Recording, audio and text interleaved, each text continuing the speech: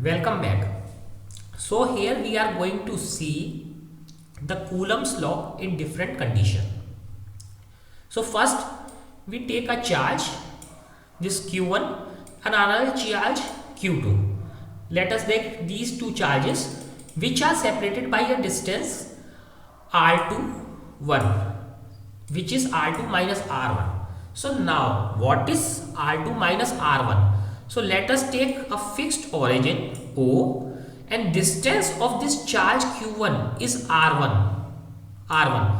Please remember that this is written in bold. So that means it is a vector notation. This is a vector notation. It has the amplitude as well as the direction included in this. Here it is also written in bold, that means it is also a vector, and R21 is also a vector. That's why you are seeing that when we calculated R21, it is not simply the minus.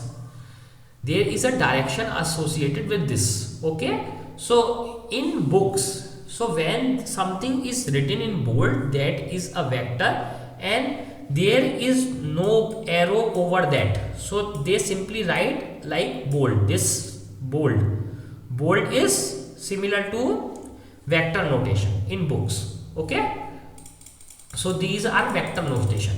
So the distance of this charge Q1 is R1 and distance of this charge Q2 is R2. So now what we have to take, the distance between these two charges is R21, which is R2 minus R1. This is the difference between these two charges. Okay, so now we have to calculate the force. So here you can see the force of two type. Here it is F12, here it is F21. What is F12? F12 means force on particle 1 or charge 1 due to 2. Similarly, F21 means charge on particle 2 due to charge Q1. Okay, so this is the whole notion. So here it is distance. So it is given here F12 is denotes the force on Q2 due to charge Q1, and we denote force on Q1 due to Q2 is F12 and force on Q2 due to Q1 by F21, as I have said. So force on 2 due to 1, force on 1 due to 2. The distance R21 is R2 minus R1. Again, this is a vector notation. So also the benefit of using vector notation is R12. That means the distance between 1 to 2 is just minus of distance 2 to 1, because the direction is reversed. So it is very similar. Only thing is that distance remains the same, the direction will change. Now let us see how it is progressed. Now let us define a unit vector. So first we understand the concept of unit vector. What is a unit vector? So unit vector is nothing. Suppose you take a vector with magnitude. Let us say you take a vector A with a magnitude of 3, and this A is pointing in some direction I. Okay, some direction I. So there are two things associated. This I is, as you know, is in x direction. There are two things. First is 3, which is magnitude, and this I. I is the direction in which it is pointing.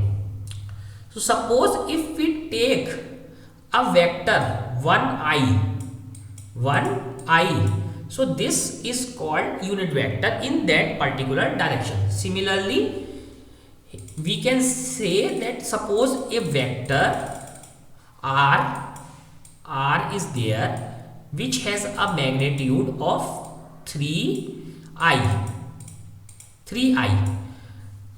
As you know, this I is in x direction, so we can also say that this is 3r unit vector r. Unit vectors are represented by a cap, or you can call a head. So what is this r? R is single unit in I direction. Single unit in I direction. So here what we can see, we can say that this R unit vector R is simply this R, vector R upon magnitude of R. See, again this 3 comes here, magnitude is 3, then the direction comes as I. Same here, you can see R is equal to 1I. So now you have understood the unit vector.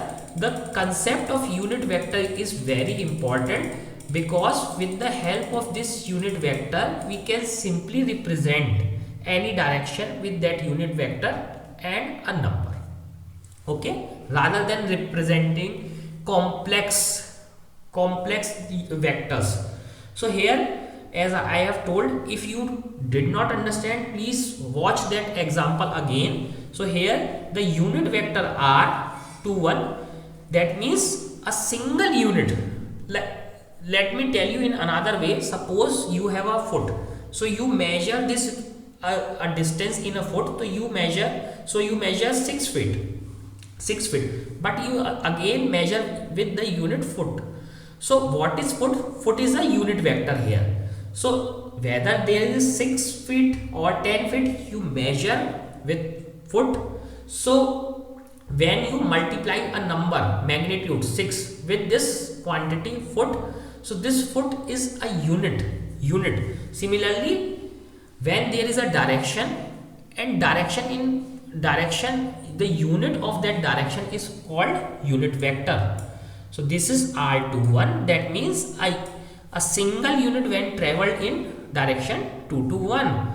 So how can we calculate the total length of this vector R21 divided by its magnitude of R21? Let us say this is 3 in x direction, this is 3, so this comes as 1 unit in x direction, okay.